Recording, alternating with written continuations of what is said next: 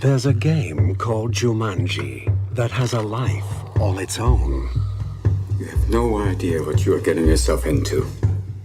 An ancient game where the primitive spirit of the jungle can leap out and take hold of your world. I've seen things you can't even imagine.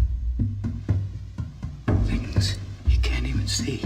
And those who have ever played the game know the dangers that lie within. You're afraid. It's okay to be afraid. I am not afraid of anything. Prove it.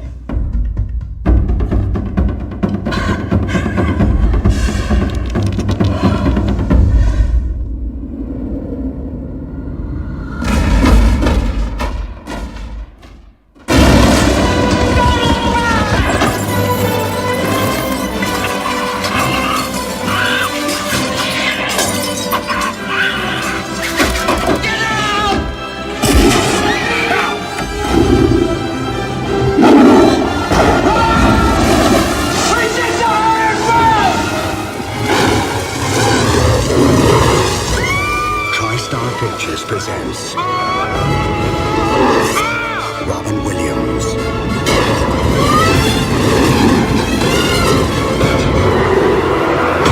Jumanji. It's a jungle in there.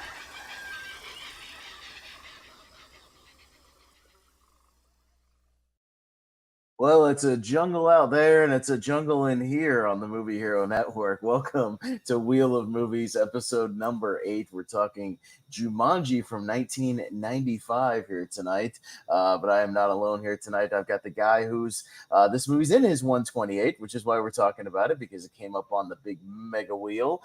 Richie Goodacre, man. What's up, Richie? Yeah, pretty good, man. Looking forward to talking about it. I think Jumanji, is really good. It's a really cool concept, and I think it was, beloved for a reason, and it's why they sort of, brought it back in terms of sequels years later, and it's surprisingly they're pretty good too. But the OG is, I think, is still the best, and I'm excited to sort of go through it as to why, and explain why it's such a sort of entertaining movie. It's just a really good adventure film. So that trailer's funny because I think a lot of trailers back in the 90s, they would use scores from other movies in trailers for other movies. If you notice, like that score, I forget what it's from, but it's from like another adventure movie or something, and then they just jack it for for trailers, which I always thought was funny. They do that. If you go back and look at a lot of 90s trailers, they always did that. It's interesting. This is a movie that I always kind of like to start out talking about the movie as far as how we first came to it or first saw it. I know just for me, I don't remember the first time I saw it, but I know I probably rented it from Blockbuster a couple of times.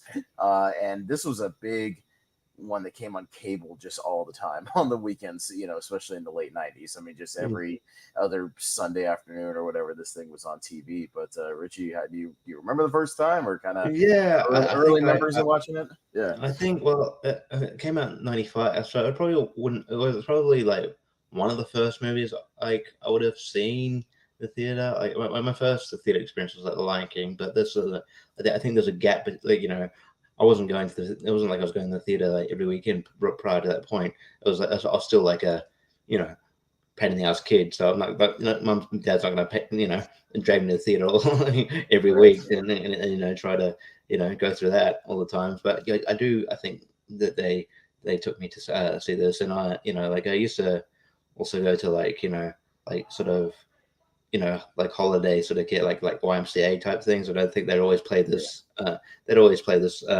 This movie in the afternoon. I've seen it a fair chunk of times. It's a good adventure movie to it's a good fun adventure movie to if you want to sort of kill 90 minutes, and it's really fun. So. Yeah. No, I totally agree. I'll just throw out just a few quick little facts about the movie before we kind of dig into the content of it. So 1995, came out in December. It was a Christmas movie, $65 million budget, which is pretty significant back in 1995.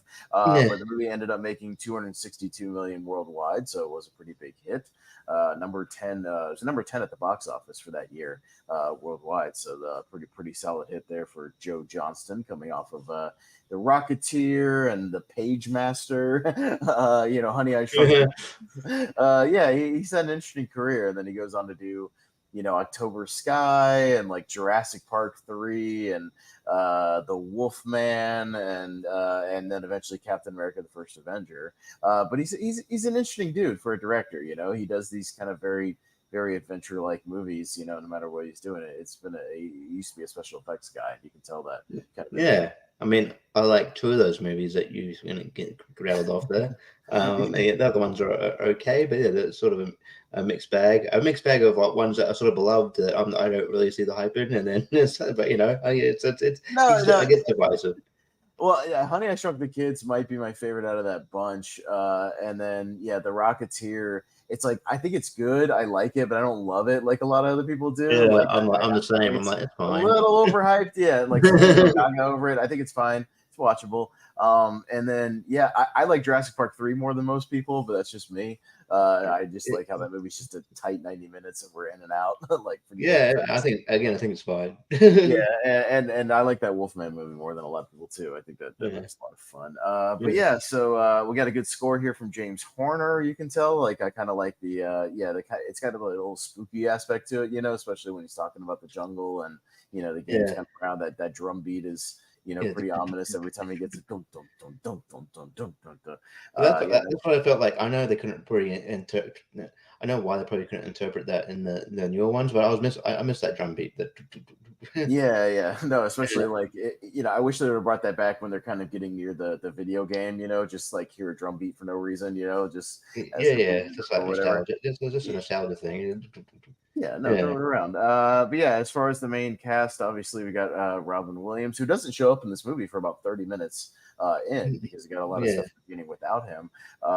He's still first billed. You got Kirsten Dunst, David Allen Greer, running around the movie as Carl the cop.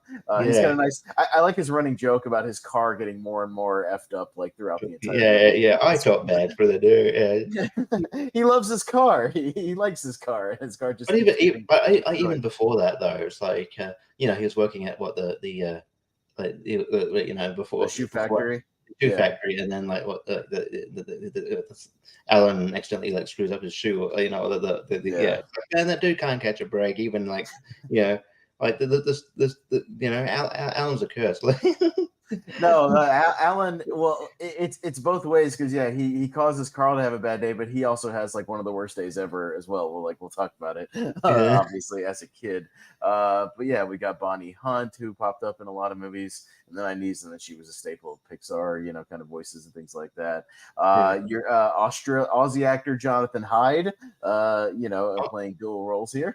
Oh yeah, the kind of the hunter and the dad, No, we'll talk about that, but I think that's it's intentional. I think for a specific reason, and we'll talk about that. And it's two other people. You got BB Newirth as the kind of aunt or stepmom, whatever she is in the movie. I think she's the aunt. I know her mainly as the principal from The Faculty.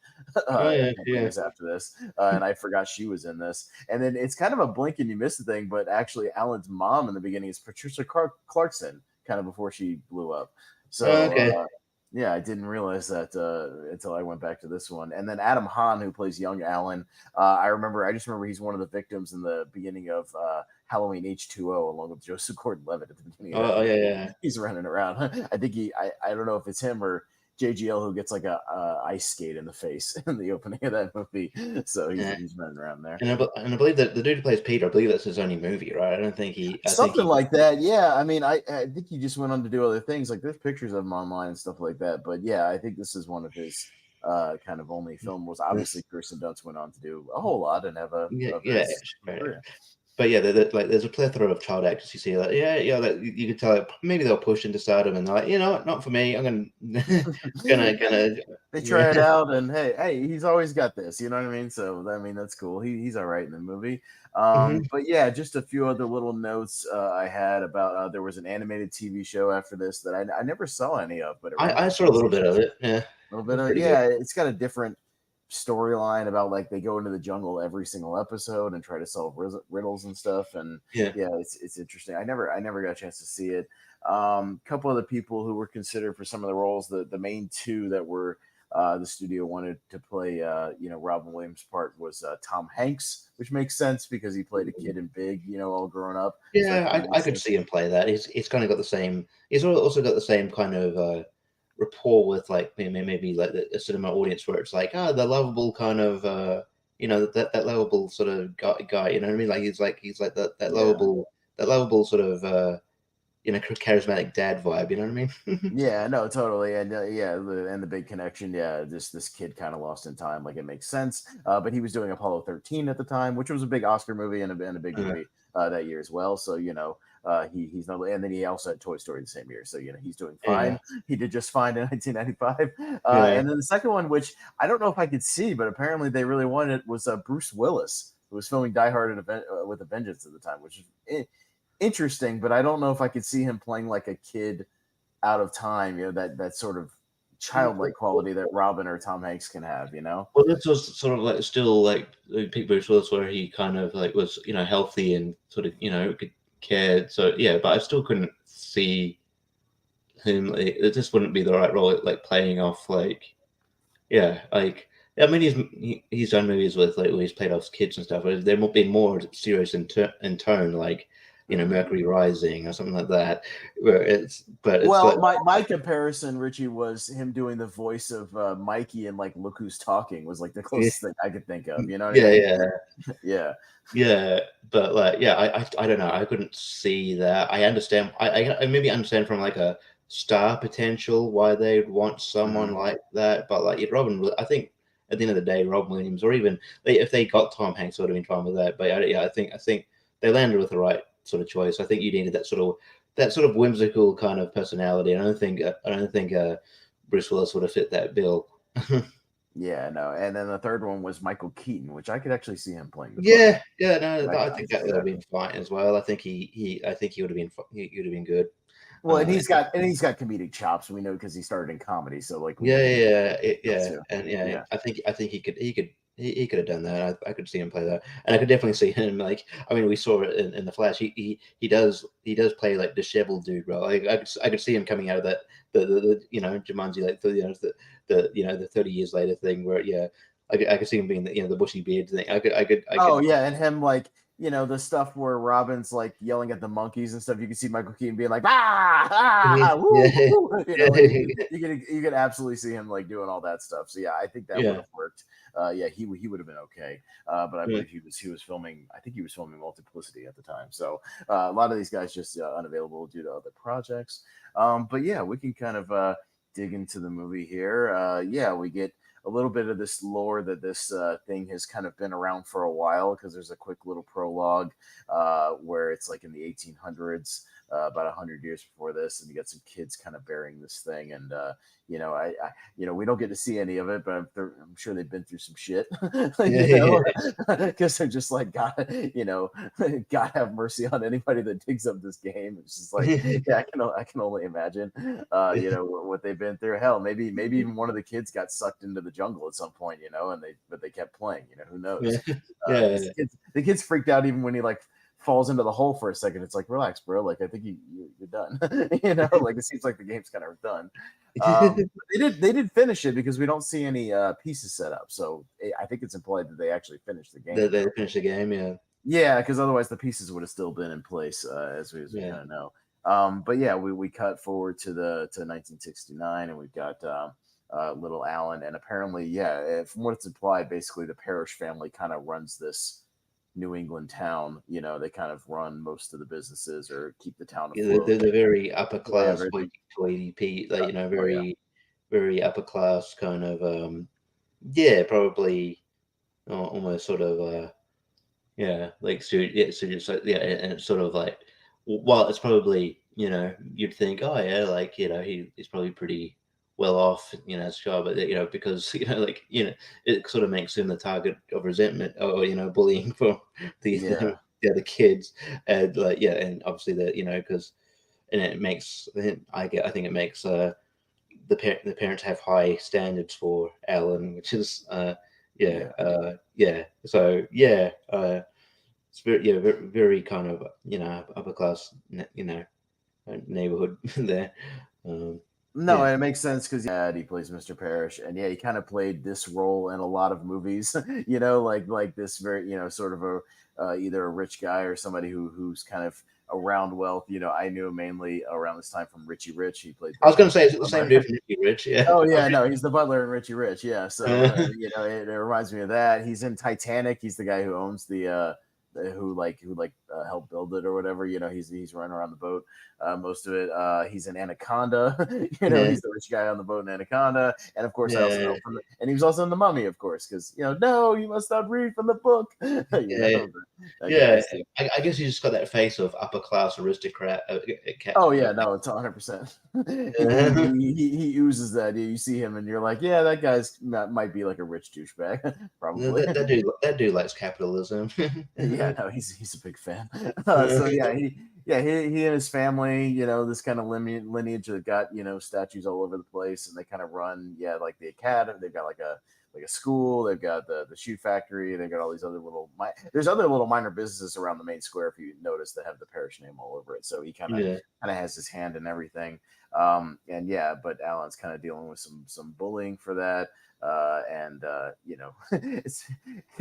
always thought it was an interesting thing when Jonathan Hyde's like kind of ignorant to it. He's like, oh, just stand up to this kid. And it's like, yeah, but it's like 6 of them. Like, it's one thing if it's a one-on-one fight. It's like 6 of them chasing him. He goes out there and gets his ass kicked like immediately. It's 6 of them, and he's not like he's pretty he's not like the most well-built dude, is he? He's just a skinny, a meek little kid. Yeah, it's a meek little how old would he be? Like, supposed to be like 12 or whatever. I think he's supposed to be 12 or 13. I think, something like that. Because I think Robin Williams is supposed to be in his late 30s or something when he finally gets back out. Yeah, something like that. 26 years later. But he takes his beating. He hears the drums though at a construction site nearby, which oddly enough nobody wonders why there's like a 12-year-old kid like wandering around the construction site for most of it. But I think it's because they all just got off work or something. They all seem to be wandering towards something. I think they're either on lunch break or they're off the job site. But I even in the 90s, I feel like they're more lax on health and safety than they are now. OSHA over here, it's called OSHA, which is like the company that does all the job regulations and safety regulations. Yeah, I think that would be against OSHA regulations to have a kid wander around on your job site. But he finds the sort of, you could call it kind of a treasure chest, with a lock on it, and he finds Jumanji and he takes it home, he has a blow up with his dad, that he comes to kind of regret, in his time in the jungle. But he has a regret, he doesn't want to go to the hoity-toity, upper class school and all that, the Academy for Boys or whatever it's called. It's going to be one of those types of places where it's called like the whatever Academy for Boys. I'm like, oh Jesus, that's a place where you got to wear a uniform. Almost like sort of like those, behaviors, like Scared Straight type thing, like when they actually exist too. But I think someone shut down, see Dr. Phil or whatever. Oh yeah, we'll send you to this ranch. We'll send you a ranch.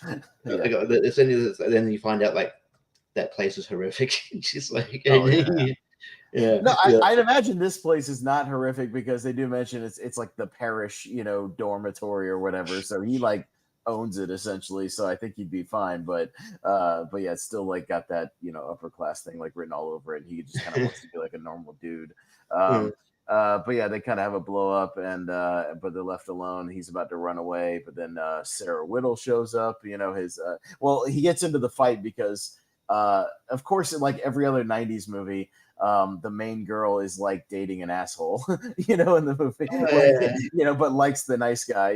Like it's the same thing in every one of these '90s movies. And then you're like, well, yeah. You always want to know, like, what was the backstory and how did you get, how did you get swooped up by the asshole in the first place, and not one and just dump the asshole to get with.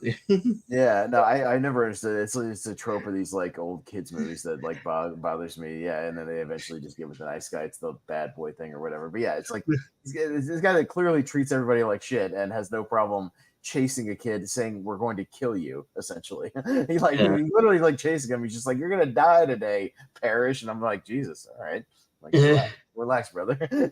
So it's like his dad owns the town, not him. But all right. But yeah, they sit down, they play a little bit of the game. They only get 2 moves in before old Alan gets sucked into the game. In the jungle, you must wait until the dice read 5 or 8.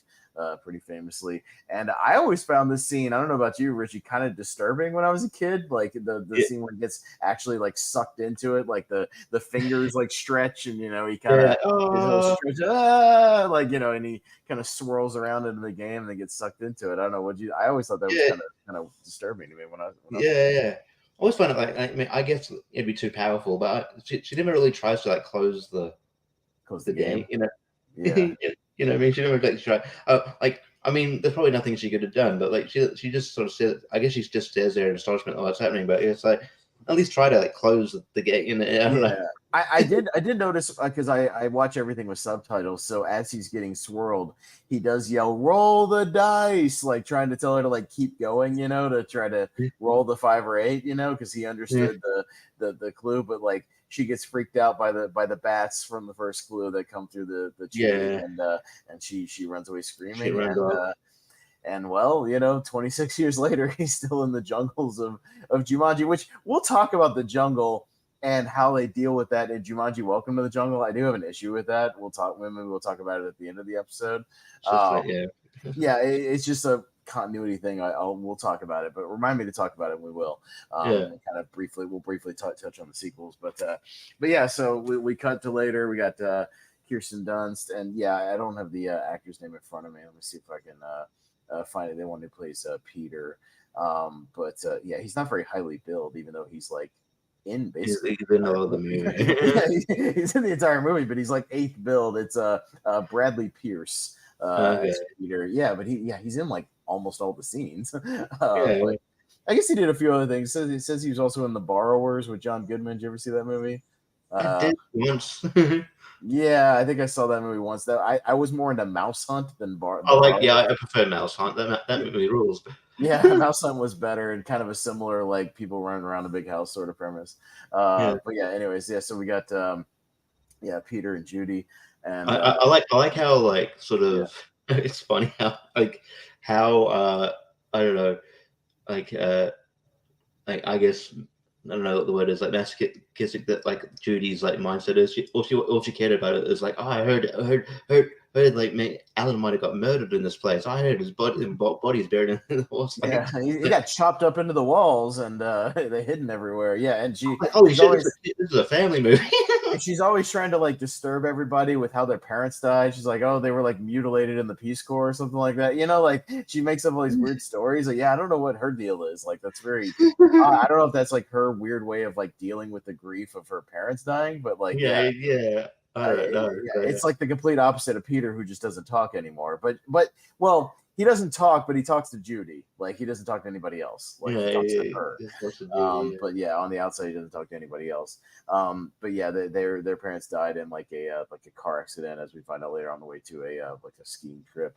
They're kind of running around for a little while, but they eventually find the game, start to play, we'll talk about like what do you think like throughout the movie is sort of the scariest thing that comes out of the game? Because to me, I think the mosquitoes are like one of the scariest things that comes out early on, just because of the. I guess the mosquito, because it goes back to, I think we talked about this before. You know how I think it was Joe Rogan that says like we're lucky that like small insects or whatever are that small, because if they're big, then if they're huge things, we're fucked. And I feel like huge mosquitoes like that, I kind of.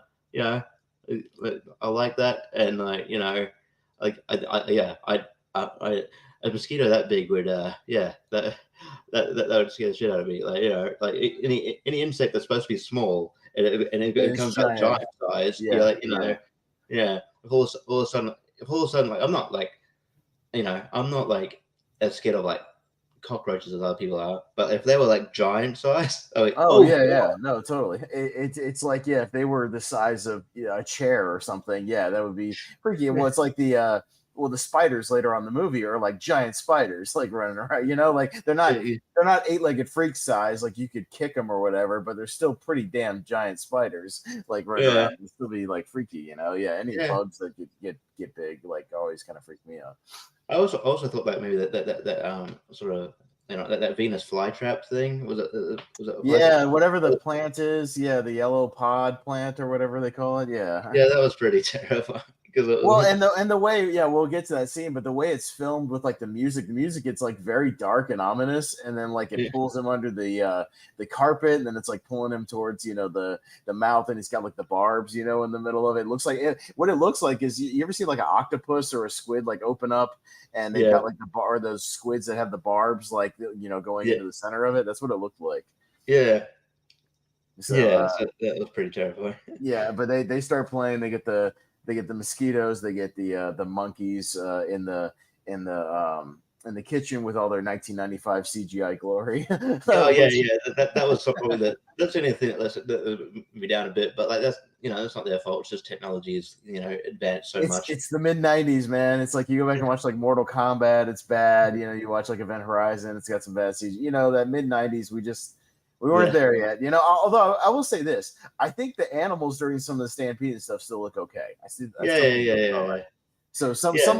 some look better than others, but I will give them credit, Richie, for a couple of these things. They use a lot of practical effects, so I do like the more practical effects scenes that they Yeah. get into a little bit later. There's some stuff that looks pretty good. Yeah, yeah, but yeah, like yeah, the yeah, but yeah, I do distinctly remember like back in the day, where I'm like, oh, these, didn't think much of like how the monkeys looked. I'm like, oh, monkeys are now, like I think when I rewatched it, I'm like, oh yeah, yeah, they look bad, but it's kind of it's funny. I didn't think that the stampede and the lion that comes in later. He looks fine. Looks fine. No, the lion looks fine, and then there's actually some of those slower shots where the lion they actually have an animatronic lion that looks pretty good, like the ones in Yeah, these kind of slow shots where he's like, there's one creepy shot where he kind of creeps out of the shadows, and like that's a real like animatronic. That one looks pretty yeah, good. yeah, That one looks all right, and then the plants you were talking about, the pod plant was real, like that wasn't CGI, so like that looked really good with like the real yeah, vines and stuff. Like that looked yeah, all right. yeah, I like yeah, that stuff. So yeah, yeah, I dig all that. So they keep playing. Peter rolls a 5, so Robin Williams comes out with his homemade jungle clothing and his knife and things like that, and yeah, he's able to kind of scare away the lion, and then yeah, he takes off.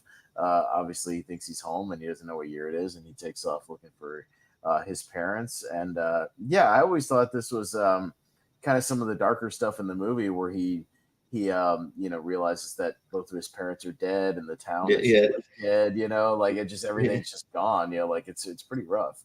Yeah, he never actually got to reckon. He's never really got to properly reconcile with his dad, and yeah, it's just it's pretty confronting, especially for a again a family movie. They have some they don't stray away from like very uh dark themes here. Yeah, like yeah, and then yeah, um, yeah, it's when the penny drops that like hey yeah I got let I've been in the game for 26 years, and yeah, everything I once knew has changed. It's a bit yeah, it's a bit confronting and dark, but I like how they don't stray away from that. Yeah, no, and if you actually notice the tombstones, they're one of those couples that died like 3 months apart from each other. Like the one died Okay. in like May of '91, and the other one died in like July of '91. So I Oh mean, they're yeah. one of those couples where like the one died and the other one died like a few months later. Like you see that a lot actually. Yeah. Those weird things, but yeah. So I mean, this town's kind of disheveled. It's still around, but yeah, there's a lot of graffiti and it's kind of run down since I guess they say he kind of blew a lot of his money and stuff trying to find Alan, so he does find out that he cared about him. He tried to sunk his entire fortune trying to find this kid. Yeah. But yeah, so they get back. He he cleans himself up and doesn't want to do anything else. But they kind of convince him, yeah, we gotta play the game because the game's not over and all this stuff is out there. But we're missing a player. We're missing old Sarah, so we got to go find Sarah Whittle, played by Bonnie Hunt, later in the movie. And yeah, she's another one who popped up, and a lot of stuff in the 90s. Like she, like I said, she did a lot of voice work for Pixar. But I was trying to see, yeah, she's in that's right, she's in the Beethoven movies before this. That's where I knew her from. She's the mom in the Beethoven stuff, and then Green Mile. She's in those Cheaper by the Dozen movies with Steve Martin. She was kind of all over the place, but I think she's pretty good in this movie. Like she's all right. How did they work out where she lived again? I can't even remember. Like, did they just? It's the same house she lived in. She never moved. Oh, she never moved. They go there just to find out if they can find where she is, and she's become like a psychic or a fake psychic or something like that. She's got like a new identity. She's like, Madam something or other. So she's not really Sarah. I don't think she's Sarah Whittle anymore. But yeah, apparently she tried to say that a kid got sucked into a game and got ridiculed for it or whatever, and they just went with the idea that. Yeah, again, like I said, that weird idea that his dad like murdered his kid. It's very weird. Then what? If it is, why wasn't there like a proper investigation? Did he get off because he was rich? You know what I mean? Like, I mean, I guess I would assume he kind of owns that town, so he owns the place.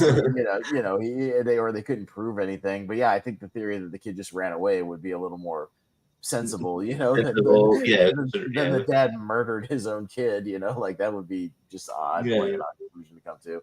But yeah, she's still in the same house, so she's just down the street. She didn't go anywhere. She's a fake psychic, otherwise known as a psychic. Otherwise known as a psychic, yeah, correct. But yeah, they kind of bring everybody together. She's freaked out. She doesn't want to play, and I like that. It's just like, yeah, you had a bad day. You got chased by some bats for 5 minutes. Like I got sucked into a jungle for 26 years. Like my day was significantly worse than yours. So sit down and play this stupid game, with us. I did want to mention, I like that little monologue that he gives to Peter earlier on, where he does the whole I've seen things you've only seen in your nightmares. To me, again, we'll talk about at the end of the movie how they depict the jungle in the sequel, but I like that we don't see any of it in here, and I like the implications of just what is in there. You know what I mean? Like the way he describes it. It sounds more horrific about the sounds you hear in the night and the things you hear eating, and the obviously the creatures we see in the movie are in that jungle, obviously, and all that kind of stuff is there. So that but being a kid being in the middle of that is pretty terrifying. Again, what your imagination dreams up as far more than what you actually see of the jungle. But yeah, I like his description of it. It's pretty well done. I just remember that they I mean, they do a lot of shock fainting in movies. But I don't know. This one stood out for me for a reason. It's I guess because it would have hurt because it's just on a wooden floor. And it's I always get worried about people. I'm if they hit their head really hard, you can get a concussion, pretty nasty one. It's just you killed it. Yeah, the movie fainting, is that a thing? Is that a thing for real? Do people faint when they I don't feel like or is that a movie thing that I feel doesn't actually happen in real life? Do people just faint when they get shocked by something? I don't know. People can get kind of double over if they've got anxiety and stuff, but I don't think people legit pass out. I feel it's a I don't know. I feel it's a movie trope. I think if people faint, it's more underlined with it's more linked to a medical condition or whatever, or maybe lack of sleep or whatever. I don't know. It's not it's not really. It's not brought on by a surprise or kind of shocking news. It's that, and the other thing that was in a lot of kids movies in the 90s is the elusive swirly, the bullies putting a kid's head in a toilet and flushing it. I have never heard of that actually happening in real life. I'm pretty sure that only exists in movies. That seems like that would be just incredibly difficult to do, to lift a person up and down, into a toilet. Most kids are not that strong to do that on a full-size person.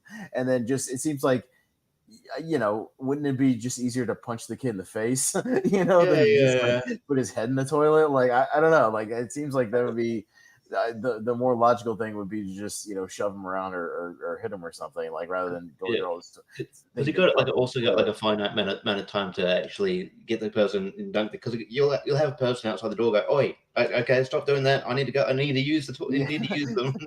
Well, that and just the person would fight you to not get their head dunked in the toilet. It'd be very hard to line them up and dunk their head in the toilet, without them putting up a hell of a fight if they're kicking and flailing and Yeah. all that. I feel like that would be incredibly difficult to actually do unless they were completely cooperating with you. Yeah. But I don't know. It's just a side tangent about movie things that I don't think happen in real life. Yeah. But yeah, they start playing again. What's some of the other things we get? We get the animals, the stampeding animals, which again look okay. We get Van Pelt, who I was kind of getting to that, who is also Jonathan Hyde, kind of in that safari outfit and this goofy long mustache and these sideburns, very like 1800s. But I was going to talk about that because I think I have this theory that the Jumanji jungle manifests like kind of your fears come to life. So I think there was a thing where I think Alan was kind of somewhat afraid of his dad, and the Jumanji jungle turned that into this hunter who just so happened to look like his dad. Yeah.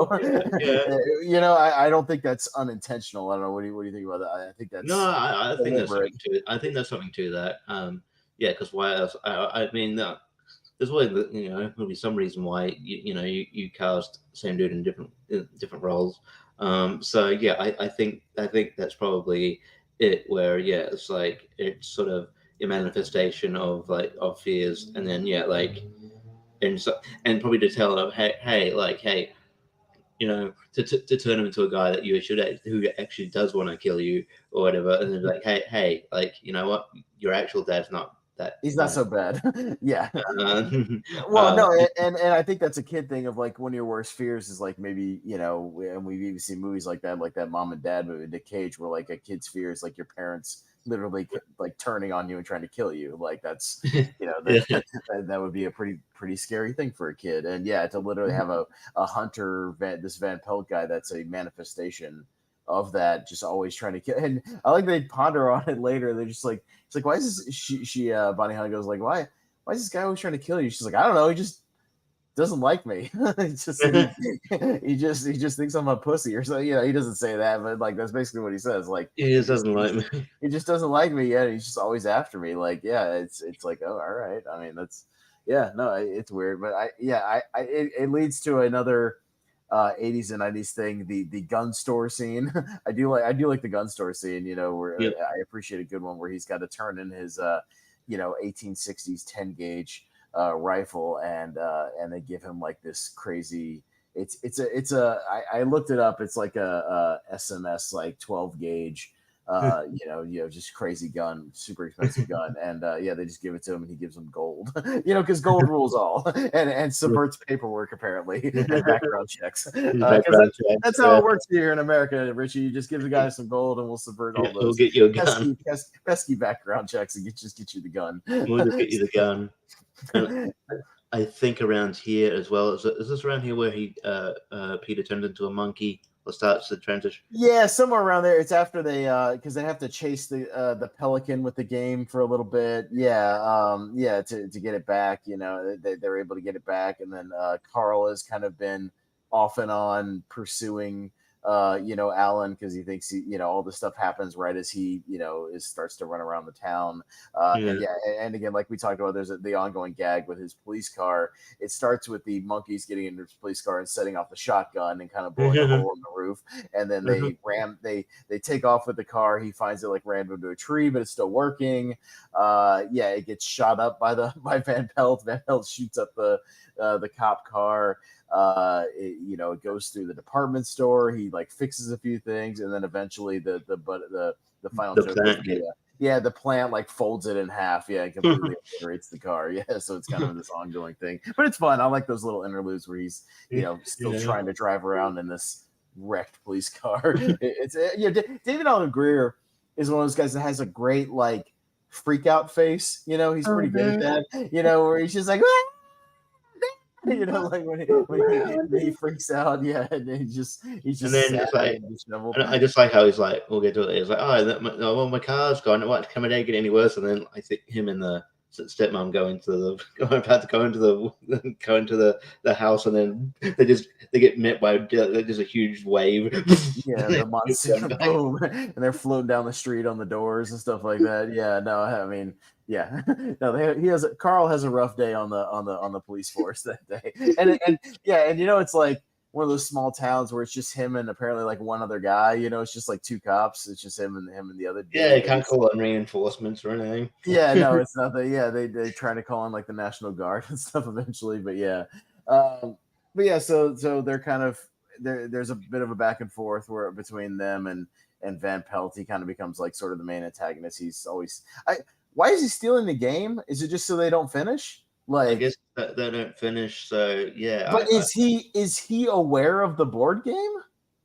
I am not sure. If he's a like fully. Yeah, I don't know. I think maybe because he constantly they have this back and forth like game of hot potato with the actual board game, and he keeps like grabbing it from Peter or grabbing it from wherever, and like I guess he has a self-awareness that a preservation of existence because he knows if they finish it, he'll disappear. I guess so. Yeah, or he's just doing it to be a dead dick, like a bad guy. Yeah, sure. But I do like how like he throughout the movie he's basically. He takes as much pratfall. He's almost like to the point. Like he takes so many pratfalls. He's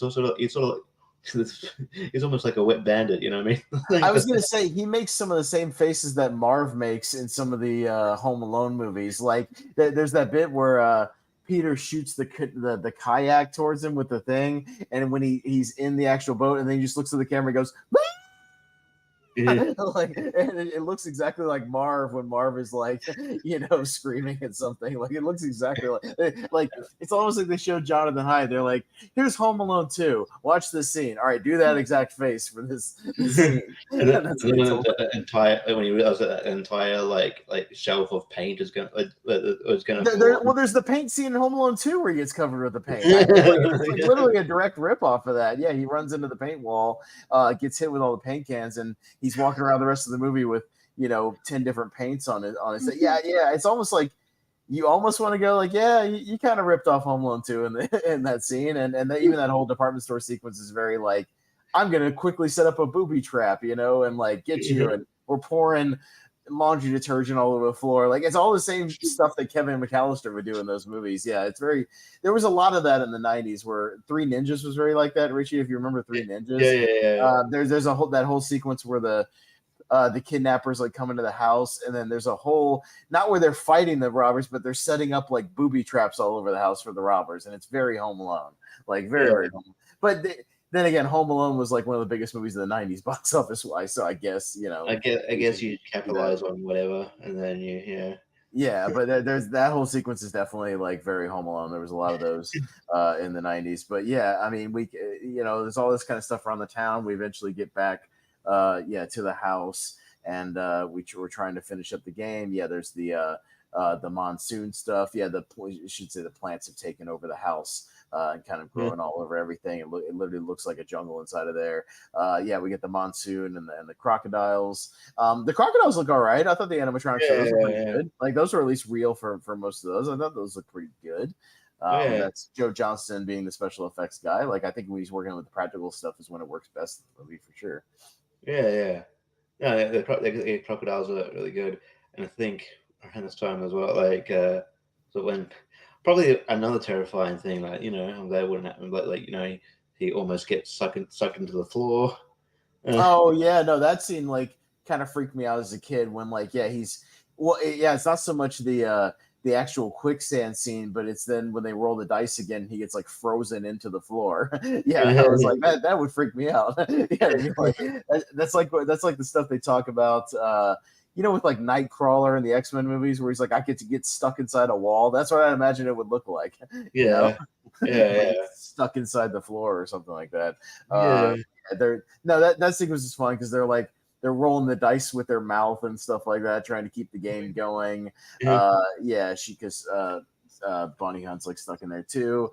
Yeah, that's the scene with the spiders. Yeah, the spiders are. There's a couple of practical ones and there's a few CGI shots, but even the practical ones look pretty good. There were some close-up ones of the ones with the fangs like coming out and stuff like that. One looked really good.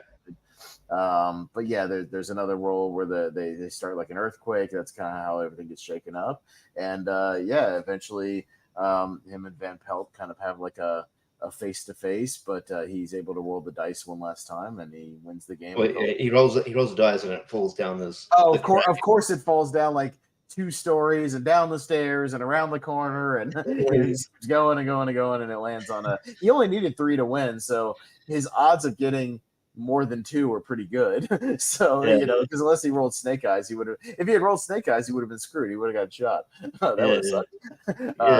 What a horrible way to end the day. And I guess the clip was like, just in time your life's changed because see Bonnie Hunt acts as a shield and like but like she's the seconds away from hitting her head. Hey, Jumanji did bullet time before the Matrix, Richie. You know what I'm saying? But yeah, no, they win the game. They call Jumanji, and yeah, this was always the weirdest thing to me. Then it resets back to 1969, back to when they were kids. Which I was like, is that how this game works? If multiple people play over different time periods, that we just start over where we started? I always thought this was an odd conceit, but I don't know. What do you think about this as far as back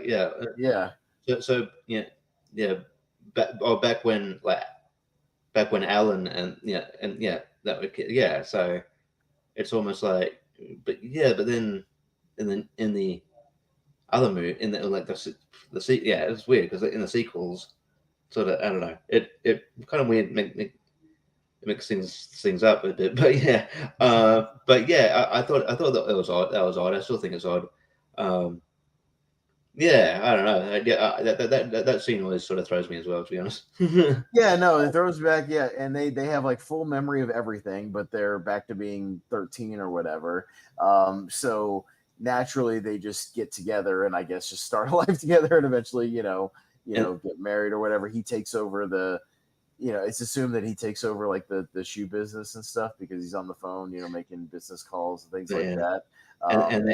But they also happen later on when they get married. They happen to also just randomly meet Judy and Peter.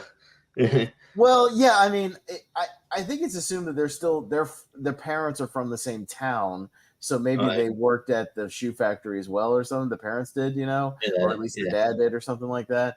And because it's definitely implied that he works for Alan, with the shoe thing, and then he's talking to his dad on the phone later. We never see Jonathan. I find it weird that we never saw Jonathan Hyde again, except for that one flashback. Like we never saw like old man makeup, Jonathan Hyde.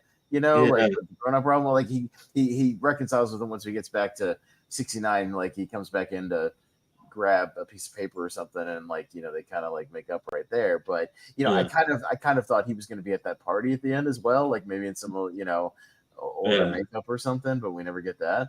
The whole scene is a little strange. Yeah, because then Bonnie Hunt's pregnant, and then they meet Judy and Peter, and I always wondered as a kid, I was like, do they know who they are? Like, do they recognize Robin Williams and Bonnie Hunt? Like, they shouldn't, because canonically speaking, they haven't met, but like, because of the reset, do they have some kind of deja vu with that or something? Like, I was kind of looking for that this time, but it seems like they don't, from what I can tell. I don't know.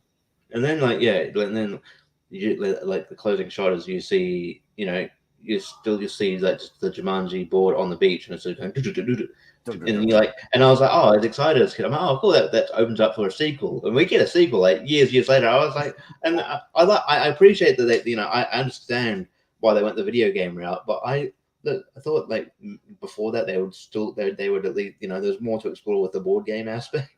Well, and I thought it was weird that this movie, like I said at the beginning, made $262 million worldwide. It made like 4 times his budget. It was a hit, like a big hit. I'm surprised we didn't get a sequel in the 90s. Like we didn't get one like a few years later. Yeah, we didn't get Euromanji, or something, because it's implied that it's like France. I think it's France or something is what they say. Which I mean would make sense because it's they're in New England, so if he threw it in a river that went to the ocean and then it floated across the ocean and went, over to Europe, that would make sense. But yeah, like I would have liked to have seen, Euro Jumanji. I'd be okay with that. Have a bunch of that stuff running around, the Eiffel Tower or the Louvre or whatever. That would have been fun.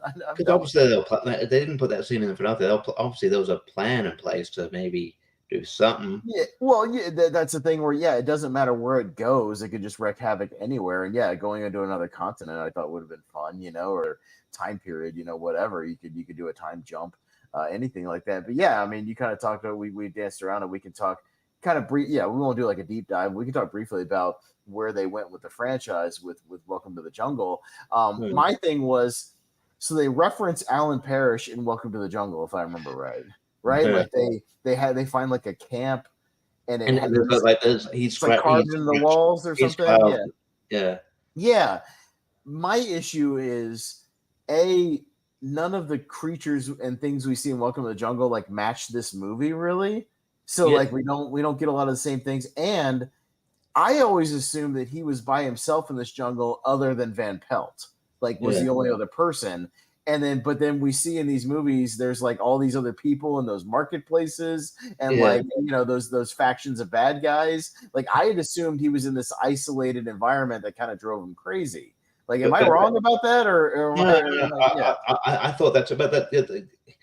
The original movie kind of portrayed the jungle as like this very haunting place you don't want to go, and like the sequels sort of portrayed it as like obviously there's dangerous stuff there, but it's not like this sort of daunting place that you would never, you know what I mean? It's just some more like, I don't know, it wasn't this like horrific horror place.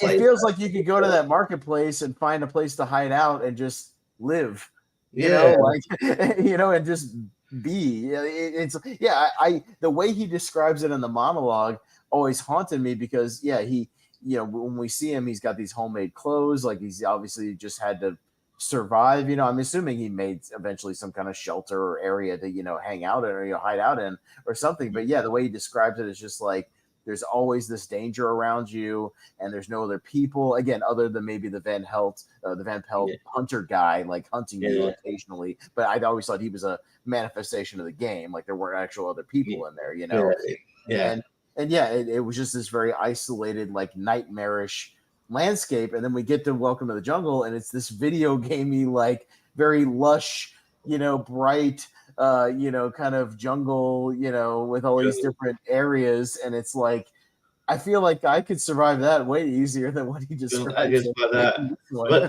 think it was almost like there was a creative choice or something to end. I mean, I still like the sequels. I like, I do too. I'm not saying it's a bad movie. I just, as a fan of this one, it's weird. But they're both great. But I think it's almost like there's a creative choice to sort of maybe stray away from a lot of the dark elements that the original Jumanji brought to the table. Because it is more sort of more comedic. It is more kind of more sort of lighthearted and fluffy, I guess. And like there isn't like like maybe it's a conscious choice to make the jungle seem more appealing. But like if you want it to be a sequel, you sort of it's got to match up somewhat. You got to have some sort of you got to make the jungle seem somewhat more dangerous than it appeared on screen. So there was a bit of a mismatch there, but and. No, I get it, because I went back and looked at some of the reviews. I know Roger Ebert was critical of the movie, not so much of the technical aspects. He was critical that it was marketed as this family movie and has a lot of dark elements to it, a lot of dark stuff. And like, I don't necessarily disagree with that. I think it's a little bit darker than maybe the fluffy, maybe trailers and things kind of portray it. I do think there's some darker stuff, especially for a PG movie. And I think the sequel was PG-13, I think, right? Wasn't Welcome to the Jungle PG-13? I think it was. I have to look that up. But it was, but I still think it's not bad. I wouldn't show this to like little kids, because some of the stuff might freak them out. I think, the hunter might freak them out a little bit, at least initially. I know they kind of play it more as a joke as the movie goes on, but I think initially when he kind of, I always like that reaction he has when like the clue comes up or the riddle about the hunter, and he kind of like has this jump out of his chair sort of, freak out moment, like, and again, it lends to the, like, this guy's a threat, like he's this guy's relentless, and like they kind of play it like that for a little while. I like that nightmarish aspect to it, and that there's these dangers around every corner. So the movie does have that element to it, but I like that stuff. I just I wouldn't show this movie to little kids. I think later age kids, early teens, I think would get into it, but overall, in later, so much like in the sequel, is Alan Parrish basically, is he Colin Hanks? That's Colin Hanks at the end, right? That the sequel. I think the sequel. Is that what they say though? Like, is he playing? I don't know if he's supposed to be Colin Hanks, or is that the Joe? Is it Nick Jonas in that too? Is that supposed to be? I thought he was playing a different character. The Nick Jonas one was a whole different character, but I think it might have been. But I thought maybe it was implied that maybe that Colin Hanks was Alan Parrish. I don't know. Yeah, but that's. Again, would that make more sense if the original one was Tom Hanks? Like yeah. As they wanted to cast him. Like an Easter egg if you knew that casting. Yeah, I mean, maybe that's like an allusion to that, but because I think Colin Hanks definitely looks way more like Tom Hanks than Robin Williams. I was trying to see if he was credited. Yeah, is he uncredited in that movie? Like Colin Hanks. No. It says adult Alex, so that's a different character. Okay, all right, fair enough. Yeah, and Alex is. They all grow up at the end. Alex is the Nick Jonas character grown up. So. Oh yeah, all right, cool. Okay. Yeah, so right. And Alan Parrish is only just referencing that little thing. Yeah, it's just the reference with the like you said, the carving on the tree or the wall or whatever it is. Yeah, in the little camp thing. But because I was looking for that stuff, but. Yeah, I don't know. Again, I don't hate Welcome to the Jungle. I think it's a really good movie. It's a fun movie. Even the sequel's pretty fun. It's just I think it's continuity wise, it just doesn't completely mesh up with the original one. It's more of a continuation and kind of name only. With a few little references. Because even the whole it turned into an Atari system or whatever instead of a board game. Yeah, I almost wish it was still a board game and people just got sucked into that world still, like I don't know. Or maybe it turned into a card game like Cards Against Humanity or something. I don't know. Or just some references as to like, I don't know, like obviously, we see, Alan and, grown up later on, but like I'd like to know like what are they doing in that present what year is this like in the sequel set? I don't know, but like I would like to know what like of.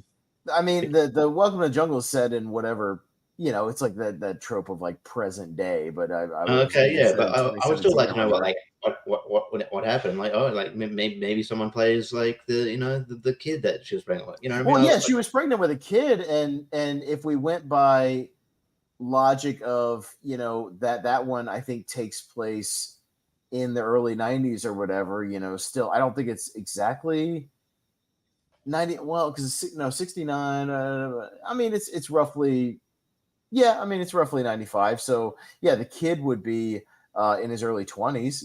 You could have definitely done like this kid, the Parrish kid that she was pregnant with, and continued that legacy or whatever. Just add that link to the original or maybe had like I don't know if she would be around, but like had like Bonnie Hunt and old does some makeup, or you don't even have to. She's like that out now, but you could. You could say that. Well, you could say that. I know Robin Williams passed away, obviously, but you could still have Bonnie Hunt in the movie because she's still around and she still looks very good, very similar. She's still working. You could say that Robin Williams passed away, which is fine. He could have canonically or whatever, and it had the Parrish family at least in a supporting role. I know Bebe Neuwirth makes a cameo at the end of the next level as the same character from this movie, which is weird. And like she's running a store or something. That was a connection. That's a very like unless you know it, you know it. But it's not like it's a very like it's not gonna like trigger a lot of people unless it's like but like if someone like Kirsten Dunst or even the other someone playing like Bonnie Hunt, you're like, oh yeah, that bit. Yeah. Mm, Well, yeah, because there was a way you could have gone. You could have said that maybe, Robin Williams and then subsequently the kid, maybe went beyond a shoe company. Maybe he made a full on clothing company or something. You could have said, or they went into other ventures and, perish whatever. And yeah, he's running like a national company now instead of just a New England company or something. And yeah, maybe he finds the remnants of the game, but he maybe his dad never told him about the game and he finds it again, and gets sucked back into it. You know what I mean? Like there was a way you could have done it canonically, like, as a literal continuation. And yeah, instead of this thing. But I mean, again, we're not bagging on Locomotive too much. It's just more of a buggy thing of like, that's a total just movie continuity thing that you can go down a rabbit hole of just like, well, it just doesn't. Yeah, I get it, but it's more in name only. But yeah, not to take anything away from the movie, but yeah, getting back to 95 as we kind of start wrapping it up here. Yeah, give me kind of your overall final thoughts on this, Richie, and yeah, why it's in your 128 and all that. Yeah, I just think it's a great sort of concept. It's just very imaginative. Great cast. I just think it's really cool just to be in that world, and great sort of great. I mean, great, practical effects, and I mean, great effects at the time. They're not well now, but at the time I thought they were great, and just a great and entertaining movie. And that, I guess that was sort of why I was excited for the sequels, because I wanted to see, I was fine, even though they went in a different direction. I was excited to just dip into that sort of world again. I think I sort of liked the kind of the world they set up, and I think Robin Williams was brilliantly cast in the movie. I think his sort of charm and his sort of kind of carried his sort of whimsical charisma, helps us moving along. And I think everyone does it pretty well. And it's just a very entertaining movie, and not a long movie. You can something like. Oh, I think it's 95 minutes. Yeah, it's 95 minutes. Yeah, you can just put it on, and you're always going to be entertained. And I believe they released there's a really bad studio called I'm getting it wrong. It's something like Boom Studios, but they always release video games based on movies, but they're always bad. I mean, one of them was Jumanji, because I always thought this would lend itself to a great video game, and it was a video game, but it was really bad. And then there's also a video game based on the sequels as well, but that's not good either. So, but hopefully maybe one day we'll get a good video game out of it, because it is ripe for a video game adaptation. I know that they actually had board games of Jumanji that you could buy, which made a lot of sense. You made an actual board game, of the thing, which is fun. Because I do think the actual board game itself is pretty cool, with the thing in the middle that kind of gives you the little riddles and things like that. I think that. I mean, it's a very simple game. Other than that, it's literally just a roll the dice, move the piece, type game. There's not much to the actual thing. I know the board games they came out with were a little more complex, but it could make for a fun, kind of a role play. They have these role playing board games and card games, nowadays, where it's they kind of weave a little adventure tale, within the thing, kind of like a D&D type aspect, Well, I thought instead of going straight to video games, you could have kind of met in the middle, and there's certainly game, I can't remember what it's called, but there's board games where you sort of listen to there's a video component to it, where you maybe listen to a person on the screen, but there's still a board thing. So you could have the sort of next generation of board games, and Jumanji has another sort of step up on that. And then so you could still have had a board game, but have a video game element to it, and then then it sort of goes into video games later. But I don't know. I just think there was more to explore in board games. I don't know whether years on the track, if they remake it, or maybe they tell a story where, hey, board games are coming back. Oh, look, Jumanji's popular again. People are doing retro things, and then maybe get a board game one. But I don't know. I just think there was just more opportunities to do the board game one before they did the video game. But I get the video game one, and I like what they did. But Yeah, no, totally. And I know there's still been rumors that they're gonna do one more called the final level. You know, they had the next level and they're gonna have one called the final level, which they're Yeah, always tooling around with. Yeah, I wish they would kind of maybe go a little more old school with it, like if they do another one, yeah, rather than just this kind of video gaming thing. Again, I don't hate it, but it's I feel like we covered all the ground of that in those two movies. Like I'd love to kind of throw back it to a little more old school one, or yeah, maybe get back to some of that mythology of the original one and weave that a yeah. little bit back in there. But yeah, we'll see. But yeah, it's a really fun movie. Like I said, I saw this thing a million times growing up on cable, and yeah, I always just really always got drawn in by what was going to come out of the game next, type of aspect, with the riddles and things, and the progression of the danger and the what was going to pop up, and yeah, the kind of mythology they set up with, again, the stuff that you hear about but imagine in your head rather than see, with the descriptions of the jungle he was in, and the aspects within the Jumanji lore, and what the power of this game has, with I always like the simple things of the game knew you tried to cheat, and the game knew whose turn it was, like that was always intriguing, like very simple stuff, but it's kind of like Yeah, what kind of sentience does this thing actually have, you know what I mean? yeah, It's fun. yeah, I dig yeah, that. yeah. Yeah, I dig that too. Just like sort of like and especially like I don't know that I guess there's also like something that it's sort of ahead of its time where like like sort of I guess I don't know if it's like like a video game like technology like growing sentient, so it's like you're trying to take it over being evil. So I don't know. Yeah, again, there was more they could have done, but I liked what they did, and it's a really fun movie. I'm sure I give it a watch at least like once twice a year. I'm sure I'll get around to it at some point for the years out. So yeah. Oh yeah, no, for sure. I've got it on Blu-ray. I just happened to it was on Netflix, so I just popped it up on Netflix today. But yeah, it's still around.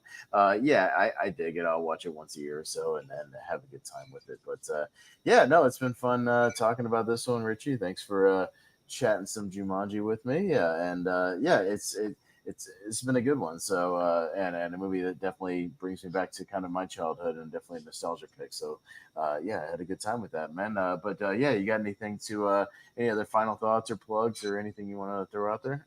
Yeah, no,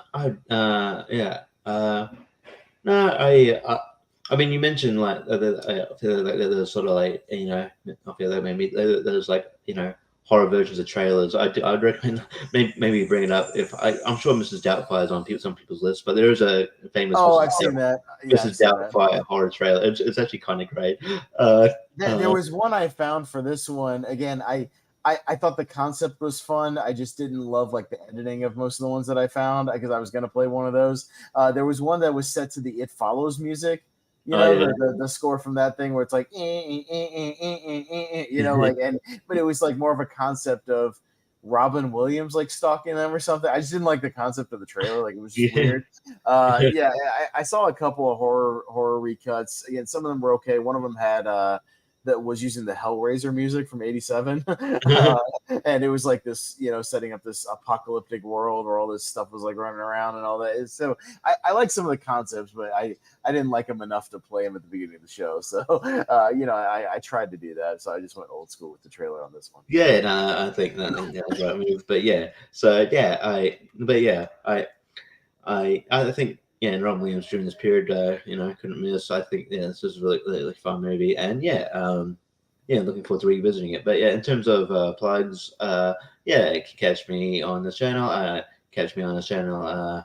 Tomorrow, Lonely Marks. Yeah. Recapping around. I gotta watch that Thunder tomorrow morning and start making my notes so I can lead discussion of that Thunder episode. Yeah, maybe. Yeah, recapping a random episode of Thunder from '98. And then talking about Payback and All Out, so it should be fun. And just all the other trivia spaces, tournament fights, tier ranker, and all that jazz. So look out for me there. and then you'll be a part of our Seen and Heard free for all on Sunday. Yeah, your competitors. Yeah, that should be fun. And that pretty much right after this, probably in about a half an hour or so. Jordan Anderson will be back on. We're actually going to pull up all the competitors. We got all 27. I've got a wheel ready to go, and we're just going to do it live on the show. So there's no shenanigans. You can see the wheel getting spun real time. We'll see what the order is going to be for the actual the free for all there. So Richie, you can see either that, or we're just going to tell everybody like a day later when we make the groups. But but if anybody wants to watch and find out in real time, you're welcome to do that. We're also going to be just kind of laying out some of the rules and how things are going to work, things like that. Kind of a preview episode as well of what's going to happen. So yeah, you can tune in for that just right after this. And like Richie said, we got Lonely Marks tomorrow night. That'll be fun. We got Dan Skip Allen's Top 64 Friday night. Podcast about movies. Me and Jacob Barber will be on Saturday night, and then all the other tournaments and tier rankers we got coming up after that in the coming weeks. So that's what we got going on. So thanks again, Richie, for talking some Jumanji with me. Yeah, that was a good time, and we'll wrap this thing up, and we'll see you guys next time on Wheel of Movies. Bye.